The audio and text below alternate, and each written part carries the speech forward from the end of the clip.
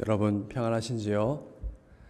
요즘 이 인사말이 예사롭지 않게 들리는 때입니다. 나라가 혼란하니까 우리의 마음도 어지럽고 또 무겁습니다.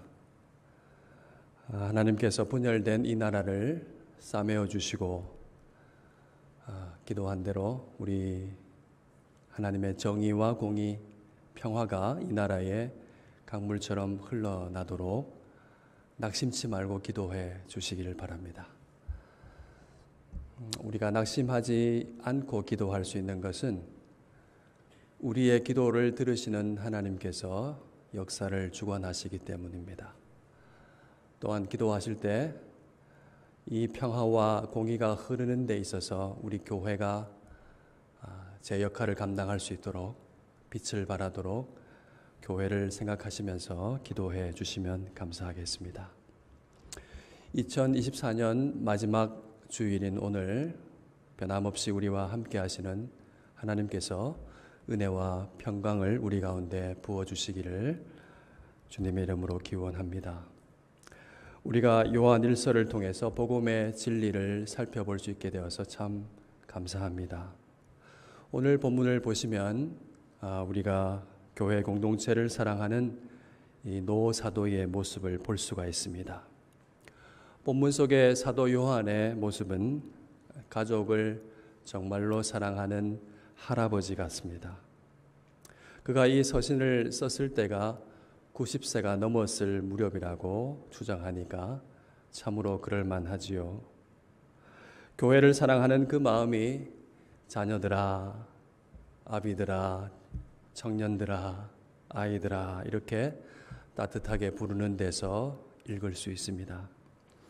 그런데 본문을 읽다 보니까 12절부터 14절 말씀이 조금 복잡하게 느껴집니다. 왜 그런가 가만히 살펴보니까 각기 다른 호칭이 4가지나 등장할 뿐만 아니라 12절과 13절 그리고 14절에서 표현된 것이 시제가 다르다는 것입니다. 12절, 13절 말씀에서는 너희에게 쓰는 것은 이라고 하면서 현재형으로 말을 하고 있지만은 14절 말씀을 보면은 내가 너희에게 쓴 것은 이라고 하면서 과거 형태로 말하고 있기 때문입니다. 왜 그럴까요? 자연스럽게 학자들의 관심이 여기에 집중되었습니다. 여러 가지 의문점이 제기되었죠. 크게 4가지 정도로 이야기할 수 있는데 첫 번째는 이런 것이죠. 그가 지금 현재 쓰고 있는 것은 무엇인가? 그리고 과거에 쓴 것은 무엇인가 하는 것입니다. 두 번째는 그가 각기 다르게 부르고 있는 이 자녀들, 아비들, 청년들, 아이들은 누구를 가리키고 있는가 하는 거죠. 그리고 세 번째는 어떤 기준으로 그들을 그렇게 부르고 있는 것인가? 정말로 나이를 염두에 둔 것인가? 아니면은 영적 성숙도를 기준으로 그렇게 부른 것인가?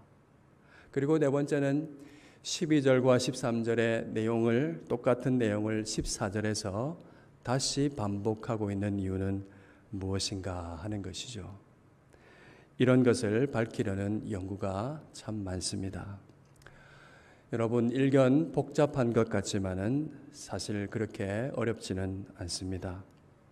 왜냐하면 우리가 마음을 다해서 읽을 때에 성령께서 우리의 마음을 밝혀주시고 하나님의 뜻을 가르쳐 주시기 때문이죠. 왜 사도 요한은 같은 내용을 14절에서 반복하고 있을까요? 분명합니다. 왜냐하면 전에도 쓰고 이제도 써야만 하는 것이기 때문입니다. 전에도 전했고 이제도 전해야만 하는 것이죠. 전하고 또 전해서 꼭 알아야 하는 매우 중요한 진리이기 때문에 그런 것입니다. 여러분, 4가지 호칭으로 각기 다르게 부른 것도 그 이유도 분명하지요. 만약 사도 요한이 오늘 이 자리에 함께하고 있다면 우리에게 어떻게 말하겠습니까? 똑같이 그렇게 얘기하겠죠. 아비들아, 청년들아, 사랑하는 자녀들아, 아이들아, 그렇게 이야기하지 않겠습니까? 사도 요한이 본문에 있는 이 진리를 한 사람도 빠짐없이 알도록 세밀한 말로 일깨운 것입니다. 사도는 교회 전체를 사랑스러운 말로 자녀들아 이렇게 부르고 있다가 이내 아이 같고 청년 같고 아비 같은 성도들이 마음에 가득한 것이었습니다. 그가 아이거나 청년이거나 아비이거나 어미이거나 누구이건 간에 반드시 알고 확신하며 살아야 할 진리를 사도가 쓰고 있는 것입니다. 그가 전한 뜻은 무엇일까요? 이제 세부적으로 한번 살펴보기를 원합니다. 먼저 12절을 한번 보십시오. 12절 말씀은 교회 전체를 예수의 이름으로 말미암아 죄 사함을 받은 공동체로 말하고 있습니다. 12절 말씀 한번 보여주시죠. 그렇죠. 여러분, 교회는 무엇일까요? 가장 1번 되는 교회의 정의, 여러 가지로 말할 수 있겠지만은 그 1번은 교회는 예수의 이름으로 말미암아 죄 사함을 받은 공동체라는 것입니다. 예수님의 십자가와 부활로 그의 전 인격 안에서 우리가 죄 사함을 받았다는 것입니다. 13절 말씀은 아비 같고 청년 같은 성도들에게 하는 말이죠. 아비들에게는 어떤 말이 주어졌습니까?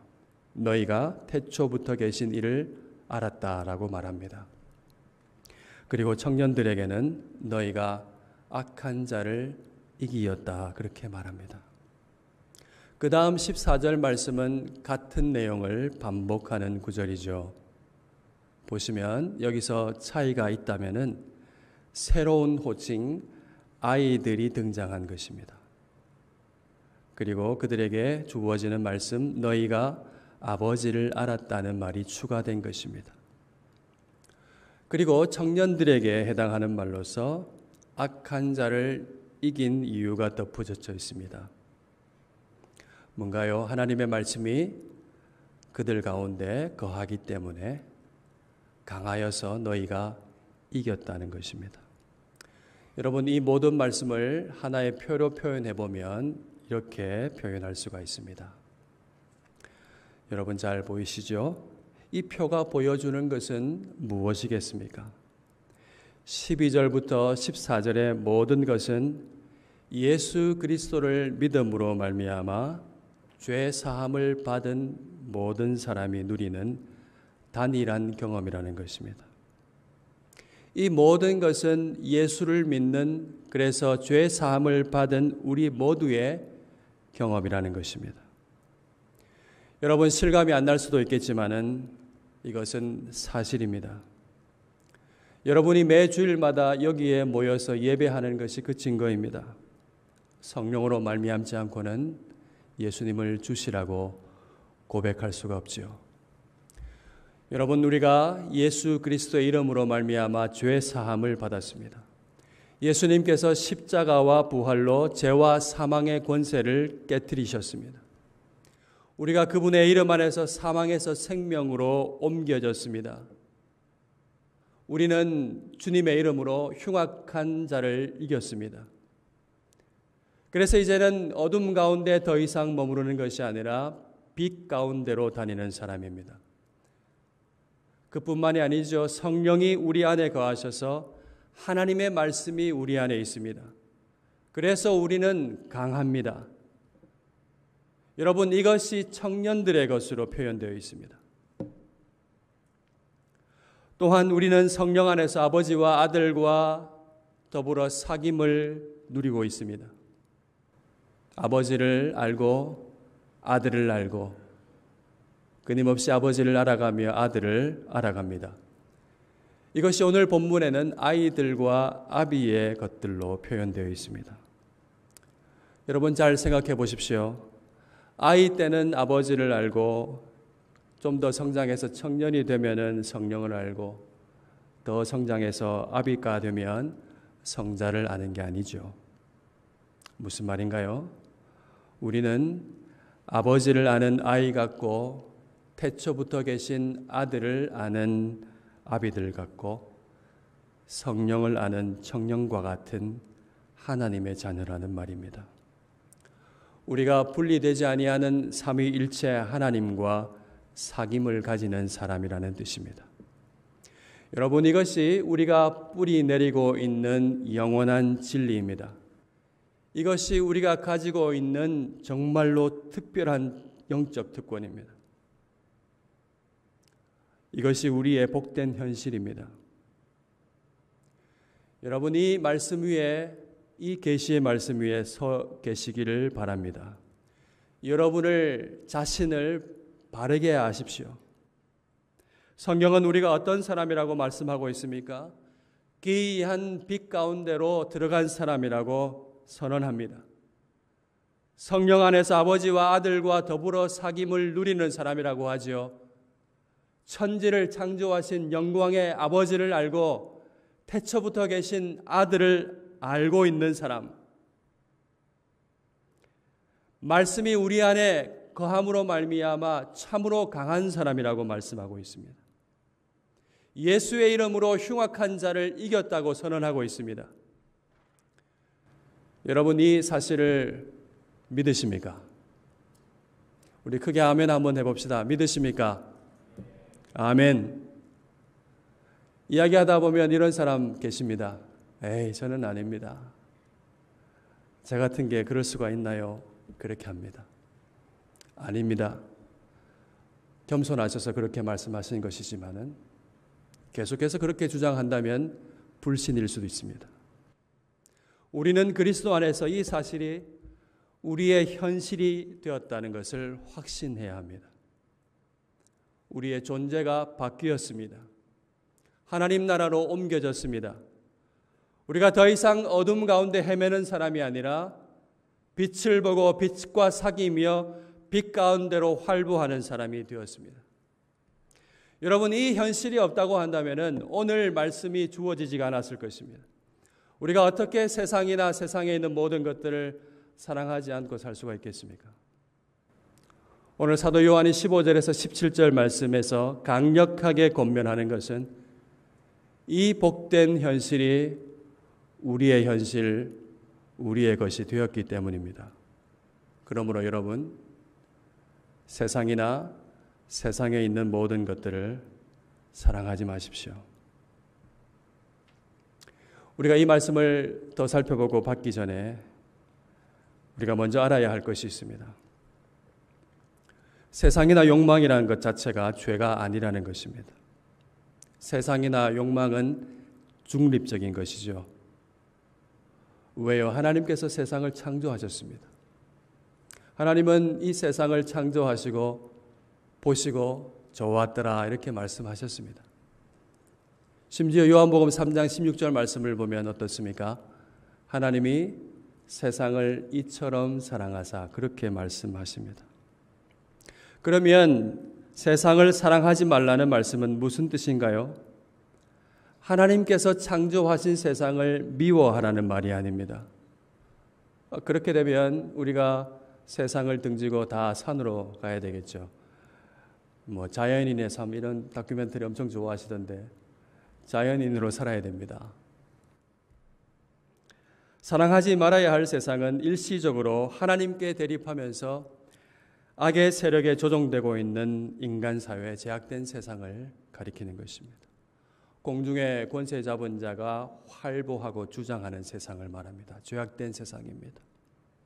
세상을 사랑하지 말라는 말씀은 하나님을 대적하는 어둠에 빠져서 살지 말라는 말씀입니다.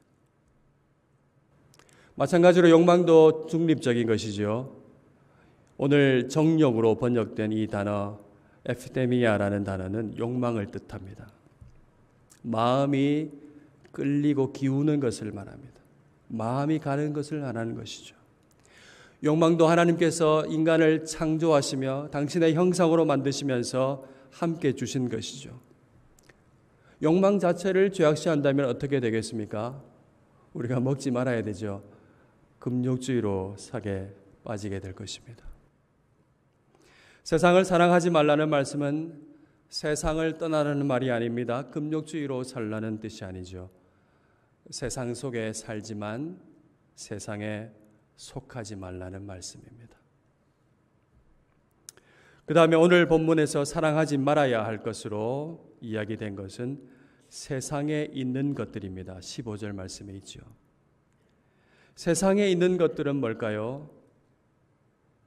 왜 사랑하지 말아야 될까요? 부패한 인간은 마음이 쏟아부어질 엉뚱한 대상물을 찾습니다. 그것이 바로 그것입니다. 주전자가 기울어질 때 물이 쏟아부어질 컵이 필요한 것과 같은 것입니다. 이 세상에 있는 것들을 사랑하게 되면은 말씀에 아버지의 사랑이 그 안에 있지 않게 됩니다. 무슨 말인가요? 세상에 있는 것을 사랑하게 되면, 세상에 있는 것에 우리의 마음이 온통 쏟아부어지게 되면은 하나님과의 사귐의 관계가 말라 비틀어진다는 것입니다. 사도 요한은 이 사귐의 관계를 빼앗아가는 것이 무엇이라고 말씀하고 있습니까? 세 가지: 육신의 정욕, 안목의 정욕, 이생의 자랑이라고 이야기합니다. 여러분, 이것은 세상이 작동하는 가장 강력한 방식입니다. 그러하기에 사도 요한은 이 세 가지를 세상에 있는 모든 것이라고 표현했습니다. 이 세 가지는 아버지께로부터 온 것이 아닙니다. 세상으로부터 온 것입니다.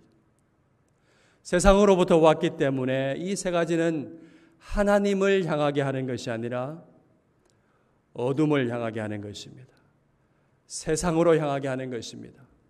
세상에 우리의 마음을 붙들고 인격을 붙들게 하는 것입니다. 마음을 사로잡아서 세상에 쏠리게 하는 것입니다. 하나님을 대적하는 세상의 방향으로, 그 방식으로 우리의 욕망이 변질되고 변형되게 하는 것입니다. 감각하지 못하고 무감각하게 어둠 가운데서 헤매고 다니도록 우리의 눈을 멀게 하는 것입니다. 여러분, 하나씩 봅시다. 육신의 정욕, 육신의 쾌락에 끌리는 것이죠. 한마디로 하면 무엇을 마실까, 무엇을 먹을까, 무엇을 입을까에 집착하게 하는 것입니다. 여러분, 특별히 지나친 미식과 탐식 그리고 향락을 조심하십시오. 성적 쾌락에 몰두하는 것에, 지나친 것에 조심하십시오. 이 온통 세상에 육신의 쾌락, 성적 쾌락에 몰두해서 폭주하고 있는 것 같습니다. 하나님이 그 강력한 빛으로 온 만민들의 마음을 비추고 밝히신다면은 그 마음 가운데 음란한 것들이 얼마나 많을지 심히 걱정됩니다. 안목의 정욕은 눈의 끌림을 말하는 것이죠. 눈은 그 자체로 소중한 것입니다. 눈은 보는 것을 통해서 부패한 마음과 직접 연결됩니다. 눈을 통해서 죄악된 자극이 들어오고 마음과 연결되어서 극대화됩니다. 눈을 통해서 몸이 죄를 범하는 죄의 병기로 활성화되는 것이죠. 우리가 보는 것에 대해서 매우 신경 써야 합니다. 왜요? 눈으로 즐겨보는 그것이 우리의 마음을 지배하기 때문에 그렇습니다. 특별히 형제 여러분, 음란물을 멀리 하십시오. 또한 안목의 정욕은 내 눈에 좋아 보이는 것을 추구하게 합니다. 가치관과 연결되어 있습니다. 내가 판단하는 주권자로 서게 하는 것입니다. 선과 악을 판단하는 기준, 그것이 나의 가치관과 나의 소견이 되게 하는 것입니다. 그 다음 이생의 자랑은 영광의 문제와 관련되어 있죠. 자기 자신을 영광으로 삼으려는 마음의 끌림입니다. 하나님의 뜻보다 자기 뜻이 더 영광스럽게 되는 것입니다. 하나님의 명예보다 자기의 명예가 더 귀하게 되는 것입니다. 그래서 영광의 하나님을 바라볼 수 없게 합니다. 자기가 영광이니까. 자기만 보겠죠. 세상에 있는 모든 것 이 세 가지는 나를 하나님 위치에 서게 만드는 것입니다. 이 세 가지는 자신을 숭배하는 우상입니다. 내가 하나님의 위치에 서게 되니까 이보다 더 짜릿한 것은 없죠. 그래서 빠져나오기 힘듭니다. 이 세 가지는 온통 마음을 사로잡아서 자기 자신 안으로 침몰하게 합니다. 복되신 하나님을 향할 수가 없습니다. 하나님을 향한 사랑이 없게 만들죠. 하나님을 향한 사랑을 고사시킵니다. 예수님께서도 시험을 받으셨죠. 세 가지 시험 광야에서 받으셨습니다. 첫 번째 시험 뭡니까? 40일 동안 줄이신 예수님께 돌을 떡으로 만들어 먹으라는 것이죠. 삶이 오로지 떡에 달려 있다는 것을 믿으라는 시험입니다. 두 번째 시험은 성전 꼭대기에서 뛰어내리라는 거죠. 뛰어내리면 네가 만약 하나님의 아들이라면 하나님 아버지가 안전하게 받쳐주지 않겠느냐. 그렇게 시험한 것입니다. 하나님은 언제나 변함없이 신실하신데 아버지이신데 하나님이 신실한지 안 한지 너의 눈으로 너의 안목으로 너의 기준으로 판단해 보라는 시험입니다. 여러분 그럴듯하죠? 여러분 하나님께서 우리를 받쳐주면 하나님이시고 받쳐주지 않으면 아니십니까? 세 번째는 친히 영광을 보여주면서 자신에게 절하라는 시험이었습니다. 우상은 뭐죠? 자신의 것도 아닌 영광을 보여주면서 자신의 것이라고 사칭하면서 자신에게 절하면은 영광을 너에게 주겠다고 거짓말합니다. 여러분 이것이 실체입니다. 세상을 사랑하면 하나님의 사랑이 없습니다. 그래서 복되게 살 수가 없습니다. 세상은 복을 줄 것이라고 영광이 될 것이라고 약속을 하고 사칭하지만은 사실은 그 가운데 있는 덫을 숨기고 있습니다. 그것에 걸려서 쓰러지고 넘어지게 만들면서 참으로 복된 자리로 나가지 못하도록 붙들어 매는 것입니다. 육신의 정욕, 안목의 정욕, 이생의 자랑은 영원하신 아버지께로부터 온 것이 아니죠. 세상으로부터 온 것입니다. 이 세상도 정욕도 지나가는 것입니다. 그것은 결코 영원하지가 않습니다. 다 소멸되고 사라질 것입니다. 바람에 나는 지푸라기 겨우와 같습니다. 샘은 샘인데 물 없는 샘과 같습니다. 형태는 그럴듯하게 갖추어져 있지만은 물이 그 안에 없습니다. 아무리 물을 가두려고 땅을 파고 웅덩이를 만들고 저수지를 만들지라도 그 가운데 물을 한 방울도 담을 수 없는 헛하는 것입니다. 생명이 없는 것입니다. 여러분, 우리가 이 치열한 세상 속에 살고 있습니다. 큰 유혹 속에 살고 있습니다. 지금도 우리의 삶을 파괴시키려고 참된 영광과 참된 생명과 참된 복의 자리로 이끌지 못하도록 나가지 못하도록 사단은 배고픈 사자와 같이 울면서 삼킬 자를 찾고 있다는 사실을 여러분 기억하십시오. 여러분 흔들릴 때마다 눈을 들어서 하나님께서 이루으신 것을 보시기를 바랍니다. 예수님의 이름으로 우리는 악한 자를 이겼습니다. 우리는 빛 가운데로 다니는 사람입니다. 성령께서 우리 가운데 거하시며 말씀으로 우리를 인도하십니다. 그래서 우리는 강합니다. 하나님께서 마귀의 이 교묘한 관계를 알고 대적하도록 우리에게 믿음의 전신갑주를 허락해 주셨습니다. 여러분, 우리는 이 전신갑주가 있다는 것을 아는 것으로 그쳐서는 안 됩니다. 아, 방패도 있고 투구도 있군요. 검도 있네요. 허리띠는 참 멋있네요.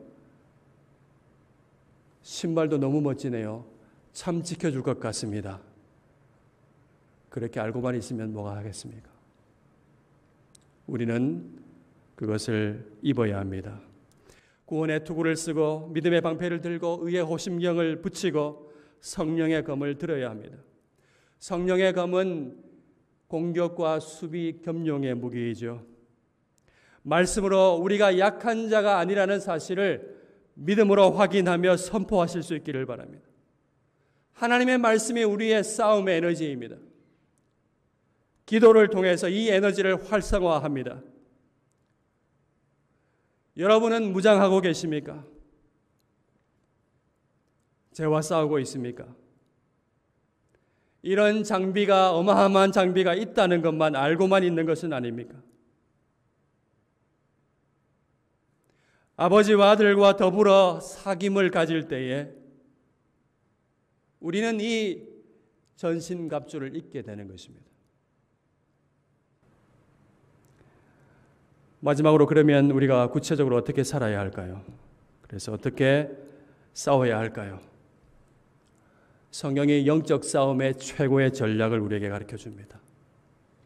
디모데후서 전서 6장 12절 말씀입니다. 뭡니까? 영적 싸움을 적극적으로 싸우는 것입니다. 믿음의 선한 싸움을 싸우는 것입니다. 영생을 손으로 잡고 취하는 것입니다. 믿음의 선한 싸움을 싸우시기를 바랍니다. 이 말씀 보니까 우리가 이 싸움을 위해서 부르심을 받았다고 말씀하고 있습니다. 주님 안에서는 우리의 싸움이 최종 승리가 보장이 되어 있습니다. 우리를 부르신 하나님은 이런 분이시기 때문입니다. 15절 말씀이죠. 우리를 싸움하라고 부르시는 그 하나님은 기약이 이르면 약속하신 대로 나타나실 분입니다. 그 하나님은 복이 되시고 유일하신 주권자이시며 만왕의 왕이시며 만주의 주이십니다. 오직 그에게만 죽지 아니함이 있고 영광이 있습니다. 영광의 하나님을 아는 사람에게 이런 삶이 맡겨졌습니다. 17절 19절 말씀이에요. 영생을 취하는 구체적인 방법입니다. 내가 이 세대에서 부한 자들을 명하여 마음을 높이지 말고 정함이 없는 재물에 소망을 두지 말고 어떻게 하라고요? 오직 우리에게 모든 것을 후히 주사 누리게 하시는 하나님께 마음을 두며 선을 행하고 선한 사업을 많이 하고 나누어 주기를 좋아하며 너그러운 자가 되게 하는 그것이 장래의 자기를 위하여 좋은 터를 쌓아 참된 생명을 취하는 것이니라. 여러분, 우리의 마음이 둘 곳은, 우리의 마음이 끌려야 할 곳은 모든 것을 후히 주사 누리게 하시는 하나님이십니다. 영광의 하나님의 마음의 대상이, 사랑의 대상이 된 사람은 참으로 복이 있는 사람입니다. 그야말로 생명이 충만한 사람입니다. 하나님은 이 아름다운 삶을 살도록, 누리도록 우리를 부르셨습니다. 이 사람은 그래서 결국 누구이겠습니까? 아버지와 아들과 더불어 사귐을 누리는 사람입니다. 미루지 않고 오늘 아버지와 아들과 사귐을 누리는 사람, 오늘 그 삶을, 그 사귐을 가지고 사는 사람인 것입니다. 여러분, 영생을 취하시기를 바랍니다. 허탄한 것에 마음을 두지 말고 하나님께 마음을 두십시오. 하나님을 사랑하십시오. 선을 행하고 나누어 주기를 즐거워하는 너그러운 사람이 되십시오. 이웃을 사랑하는 사람으로 살아가십시오. 여러분, 이것이 아들과 아버지와 더불어 사귐을 누리는 영생을 취하는 삶인 것입니다. 우리가 이 시편의 말씀을 한번 읽어보겠습니다. 시편 73편 말씀입니다. 같이 읽을까요? 내가 항상 주와 함께하니 주께서 내 오른손을 붙드셨나이다. 주의 교훈으로 나를 인도하시고 후에는 영광으로 나를 영접하시리니 하늘에서는 주 외에 누가 내게 있으리요 땅에서는 내가 사모할 리 없나이다.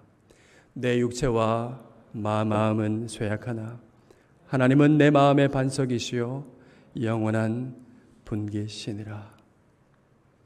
하나님이 어떤 분이십니까? 우리를 끝날까지 붙드십니다. 영광으로 우리를 영접하십니다. 땅에서는 사모할 이가 하나님밖에 없습니다. 비록 우리의 육체와 마음은 쇠약할지라도 하나님은 우리 영혼의 영원한 반석이요 우리의 영원한 분기십니다. 여러분, 하나님께 모든 영광이 있습니다. 모든 것이 있습니다. 세상에 있다고 말하는 세상에 있는 모든 것, 그 허탄한 것이 아니라 영원한 영광, 우리의 몫이 하나님께 예비되어 있습니다. 우리에게 예비되어 있습니다. 그러므로 이 고백이 참됩니다. 28절 말씀이죠. 하나님께 가까이 함이 내게 복이라. 내가 주 여호와를 나의 피난처로 삼아 주의 모든 행적을 전파하리이다. 사랑하는 하나님의 자녀 여러분, 여러분은 강합니다. 두려워하지 마십시오. 재물도, 힘도, 명예도, 미모도, 건강도 다 지나갈 뿐입니다. 환난도 지나갑니다. 잠깐입니다. 그러나 영광은 영원합니다. 우리에게는 이 영광이 약속되어져 있습니다. 우리에게 이루어 주신 하나님의 은혜를 보고 믿음으로 보고 영생을 취하며 살아갑시다. 하나님을 사랑하고 이웃을 사랑합시다. 하나님과 더불어 아들과 더불어 교제하면서 빛 가운데로 뚜벅뚜벅 걸어갈 수 있기를 바랍니다. 참으로 하나님께 가까이 함이 우리에게 복인 것입니다. 오늘 본문 17절 이 말씀이 사실입니다. 이 세상도 그 정욕도 지나가되 오직 하나님의 뜻을 행하는 자는 영원히 거하느니라. 주님 안에서 이 영원한 생명을 누리며 사시기를 주님의 이름으로 축원합니다.